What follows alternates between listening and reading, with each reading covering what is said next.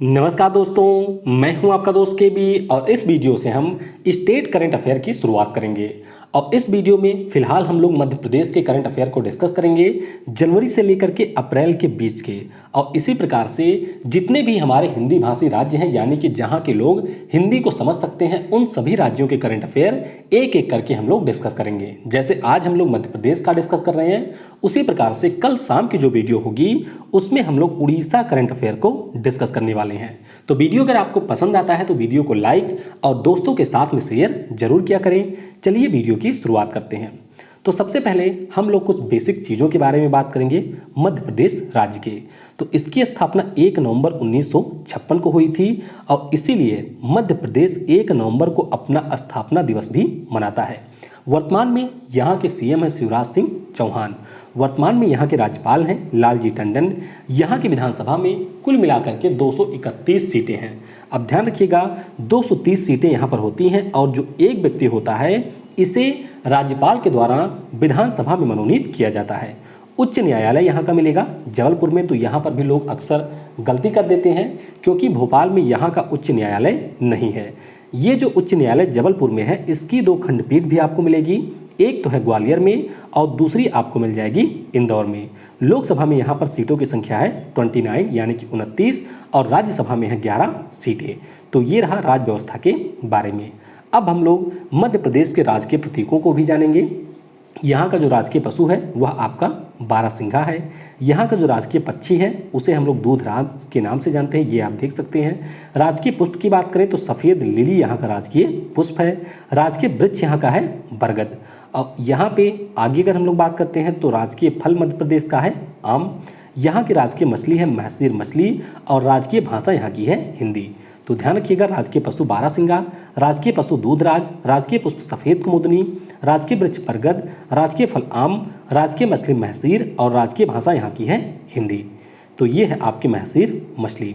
अब हम लोग जो महत्वपूर्ण नेशनल पार्क हैं मध्य प्रदेश में, आइए उनको भी देख लेते हैं। तो सबसे पहले ऊपर आपको मिलेगा माधव नेशनल पार्क, इसके बाद में पन्ना नेशनल पार्क, पन्ना के बाद में संजय धुबरी नेशनल पार्क, संजय धुबरी के बाद में बांधवगढ़ नेशनल पार्क है।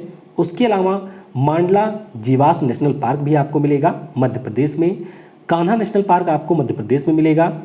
इसके अलावा इंदिरा प्रियदर्शनी पेंच नेशनल पार्क भी मध्य प्रदेश में मिलेगा और सतपुड़ा नेशनल पार्क ये भी आपको मिलेगा मध्य प्रदेश में। एक और है जिसे हम लोग कहते हैं वन विहार नेशनल पार्क। तो ये सारे राष्ट्रीय पार्क हैं मध्य प्रदेश राज्य के। एक और है, इसका नाम है कुनो। तो Kuno national park, Madhav national park, Panna हो गया, संजय धुबरी हो गया, बांधवगढ़ है, मांडला जीवाश्म है, कान्हा है, इंदिरा प्रियदर्शनी है, सतपुड़ा है, वन विहार है और आपका है कुनो। अब हम लोग मध्य प्रदेश के टाइगर रिजर्व के बारे में बात करेंगे। तो कई सारे टाइगर रिजर्व भी आपको मिल जाएंगे, जैसे कि पन्ना टाइगर रिजर्व है, उसके अलावा संजय धुबरी टाइगर रिजर्व है, बांधवगढ़ टाइगर रिजर्व है, कान्हा टाइगर रिजर्व है, फिर आपको मिल जाएगा इंदिरा प्रियदर्शनी पेंच टाइगर रिजर्व, फिर आपका है सतपुड़ा टाइगर रिजर्व और एक आपका है रातापानी टाइगर रिजर्व। ध्यान रखिएगा, अभी ऑफिशियली मध्य प्रदेश में आपको केवल 6 मिलेंगे। 1 2 3 4 5 6 ये अभी प्रस्तावित है। अभी इसे पूर्ण रूप से एक टाइगर रिजर्व के रूप में मान्यता नहीं मिली है। कुछ पक्षी विहार भी हैं, यानी कि पक्षी अभ्यारण्य भी हैं। तो आइए उनके बारे में भी जान लेते हैं। एक तो आपका है घाटी गांव बर्ड सेंचुरी, उसके अलावा करीरा बस्टर्ड बर्ड सेंचुरी, फिर आपको मिलेगा Sailana Kharmor lesser florican bird sanctuary. इसके अलावा एक और आपको मिल जाएगा जिसका नाम है सरदारपुर खरमोर लेसल फ्लोरिकन बर्ड सेंचुरी। तो ये आपके हैं पश्चिम बिहार मध्य प्रदेश राज्य के। चलिए अब हम लोग करंट अफेयर की शुरुआत करते हैं। मध्य प्रदेश राज्य के मुख्य सचिव के रूप में किसे नियुक्त किया गया? तो यहाँ पर नियुक्ति की गई है इकबाल सिंह की। तो इस प्रश्न का ऑप्शन भी करेक्ट होगा और इन्होंने स्थान लिया है एम गोपाल रेड्डी का। ध्यान रखिएगा, एम गोपाल रेड्डी का इन्होंने स्थान लिया है। 1985 बैच के IAS अधिकारी हैं और मध्य प्रदेश में अभी नए DGP की भी नियुक्ति की गई है, जो कि है BK जौहरी जी। BK जौहरी का नाम आपने पहले भी सुना होगा क्योंकि ये बॉर्डर सिक्योरिटी फोर्स के महानिदेशक थे। तो वहाँ पर पद रिक्त हुआ और अब ये मध्य प्रदेश के नए डायरेक्टर जनरल ऑफ पुलिस बन गए हैं। तो मुख्य सचिव इकबाल सिंह और DGP नए हैं BK जौहरी जी। दिसंबर 2019 में जारी स्वच्छ सर्वेक्षण रैंकिंग में किस शहर को शीर्ष स्थान मिला? तो यहाँ पर शीर्ष स्थान मिला है इंदौर को। तो इस प्रश्न का ऑप्शन ए करेक्ट होगा। केंद्रीय आवास और शहरी मामलों के मंत्री हरदीप सिंह पुरी के द्वारा इसे जारी किया गया और 10 लाख से अधिक जनसंख्या की श्रेणी में इंदौर को यहाँ पर पहला स्थान मिला है। वहीं पर राजकोट रहा है दूसरे स्थान पे और नवी मुंबई ये रहा है तीसरे स्थान पे। 1 से 10 लाख की जनसंख्या की श्रेणी में अगर हम लोग बात करते हैं तो जमशेदपुर पहले स्थान पे, खारगोन है दूसरे और चंद्रपुर है यहाँ पर तीसरे स्थान पर। हाल ही में किस राज्य को उसकी पहली हाथी कॉलोनी मिली? तो ये भी मिली है मध्य प्रदेश राज्य को। तो इस प्रश्न का ऑप्शन सी करेक्ट होगा। दरअसल होता क्या था कि छत्तीसगढ़ से हर साल जो हाथी थे वे टहलते घूमते हुए चले आते थे बांधवगढ़ राष्ट्रीय पार्क के पास में। मध्य प्रदेश में कुछ समय तक रहते थे लेकिन उसके बाद में ये लौट जाते थे। हाथी रिजर्व की वीडियो मैंने ऑलरेडी बना रखी है, तो अगर आपने नहीं देखा है तो एलिफेंट रिजर्व केवी गुरुजी सर्च करेंगे तो वहाँ पर आपको मिल जाएगा। तो क्या हुआ कि छत्तीसगढ़ से आते थे फिर लौट जाते थे, लेकिन अब की बार जब ये लोग आए तो बांधवगढ़ राष्ट्रीय पार्क में ही ये रुक गए और इनकी संख्या 38।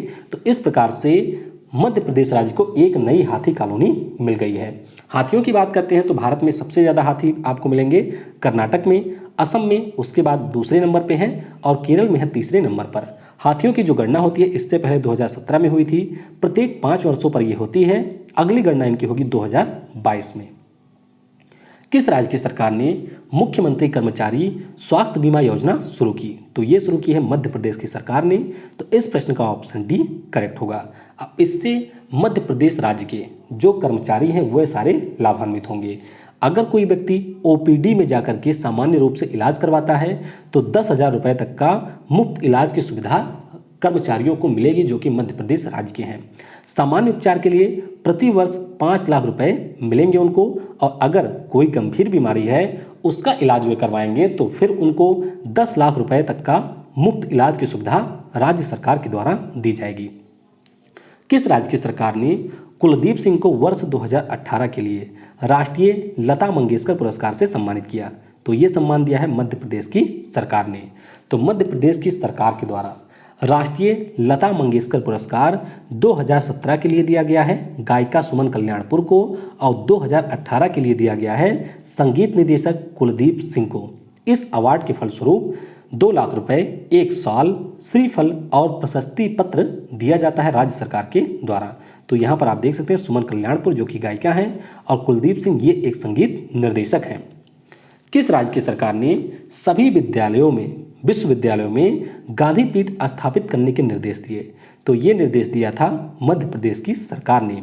इसके अलावा इन्होंने ये कहा कि जो भी महाविद्यालय होंगे यानी कि जो विश्वविद्यालय हैं वहाँ पर गांधी पीठ स्थापित किए जाएंगे और जो भी आपके महाविद्यालय हैं वहाँ पर गांधी स्तंभ स्थापित किए जाएंगे, ऐसा राज्य सरकार के द्वारा निर्देश दिए गए थे।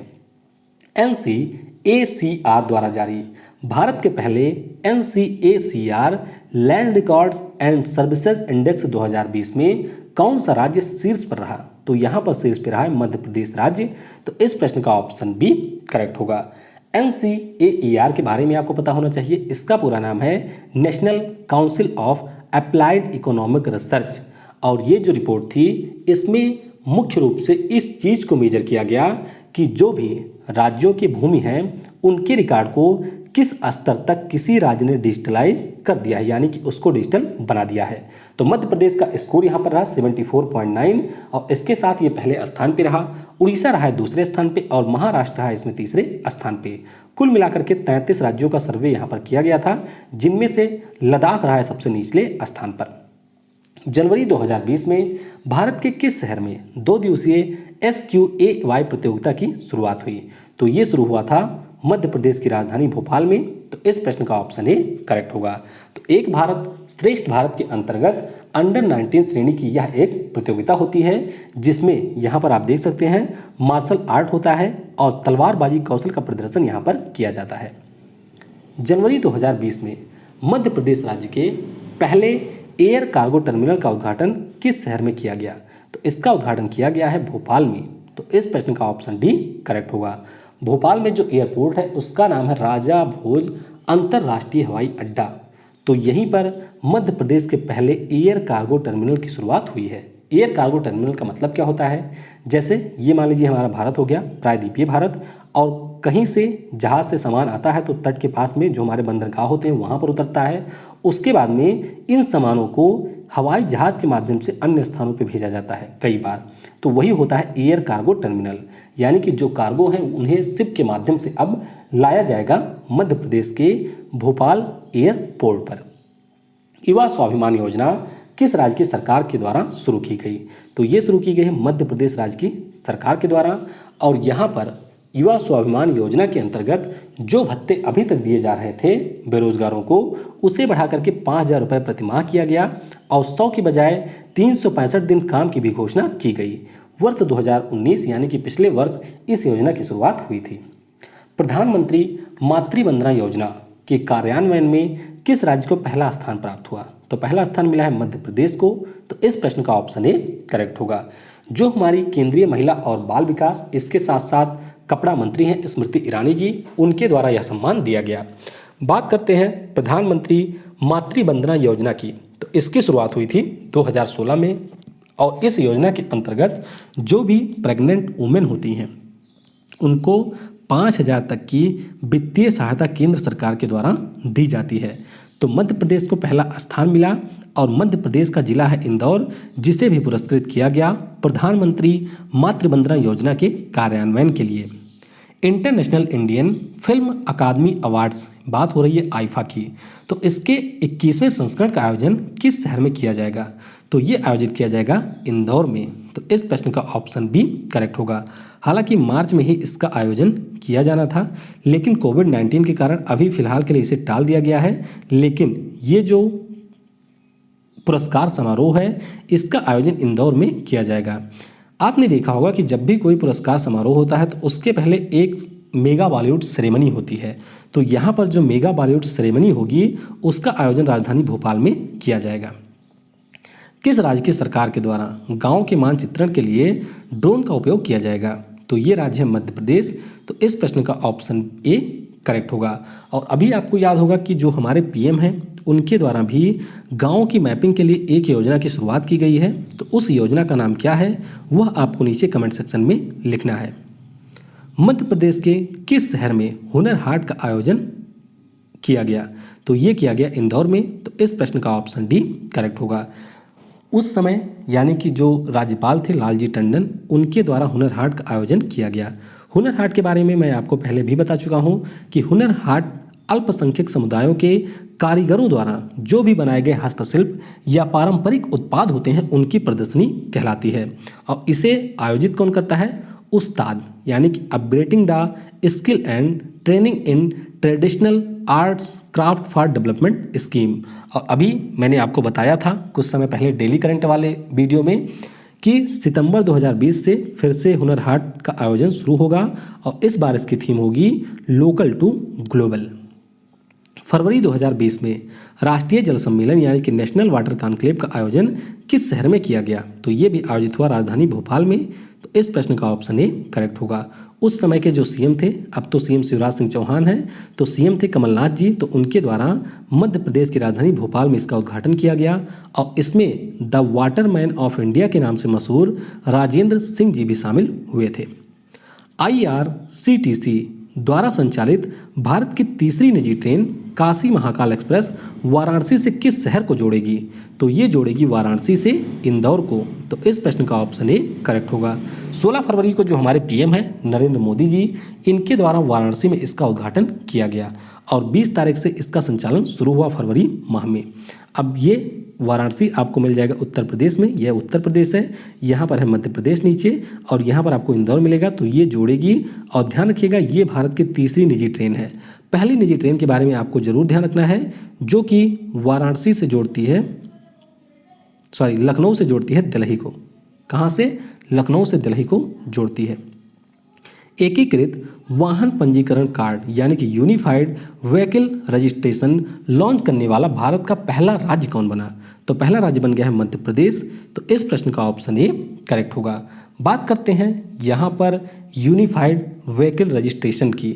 तो यह एक प्रकार का स्मार्ट कार्ड होता है और इस स्मार्ट कार्ड में आपके लाइसेंस, आपके वाहन के बारे में सारी जानकारियाँ उपलब्ध होती है। इसमें QR कोड भी होता है जिसे स्कैन करके वह असली है या नकली इसके बारे में भी पता लगाया जा सकता है।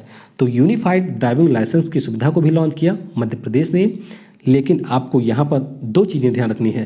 पहली चीज़ ये कि यूनिफाइड ड्राइविंग लाइसेंस लॉन्च करने वाला मध्य प्रदेश यूपी के बाद में दूसरा राज्य बना है। और दूसरी चीज़ आपको ये ध्यान रखनी है कि यूनिफाइड व्हीकल रजिस्ट्रेशन इसे लॉन्च करने वाला ये भारत का पहला राज्य बना है। और उस समय के जो CM थे कमलनाथ जी, इन्हीं के द्वारा इसे लॉन्च किया गया। आयुष्मान भारत योजना के अंतर्गत राज्य के बाहर इलाज कराने वाले व्यक्तियों की सूची में कौन सा राज्य शीर्ष पर रहा? तो शीर्ष पर रहा है मध्य प्रदेश। तो इस प्रश्न का ऑप्शन सी करेक्ट होगा। राष्ट्रीय स्वास्थ्य प्राधिकरण के द्वारा ये रिपोर्ट जारी की गई। आयुष्मान भारत स्कीम के बारे में आपको पता होगा 2018 में इसकी शुरुआत हुई थी। इसके अंतर्गत लक्ष्य रखा गया था कि हमारे देश के 10 करोड़ परिवारों को एक वर्ष में 5 लाख तक का बीमा कवर दिया जाएगा। अब कई बार होता है कि आपको कोई गंभीर बीमारी है और उसका इलाज आपके राज्य में संभव नहीं है, तो इस स्थिति में राज्य के लोग दूसरे राज्य में जाते हैं। तो इसी के ऊपर ये रिपोर्ट जारी की गई। तो मध्य प्रदेश से कुल मिलाकर के 11,765 लोग दूसरे राज्य में गए अपना इलाज करवाने। उसके बाद में उत्तर प्रदेश रहा दूसरे स्थान पे और बिहार रहा है तीसरे स्थान पर। फरवरी 2020 में जारी भूमि रिकॉर्ड एवं सेवा सूचकांक यानी कि land records and services index में किस राज्य को पहला स्थान मिला? तो ये मिला है मध्य प्रदेश को। और ये प्रश्न हम लोग ऑलरेडी डिस्कस कर चुके हैं कि national council of applied economic research के द्वारा जारी किया गया। उड़ीसा दूसरे और महाराष्ट्र तीसरे स्थान पर। किस राज्य में मिर्च महोत्सव यानी कि निमाज चिल्ली फेस्टिवल का आयोजन किया गया? तो ये आयोजित किया गया मध्य प्रदेश में। तो इस प्रश्न का ऑप्शन ए करेक्ट होगा।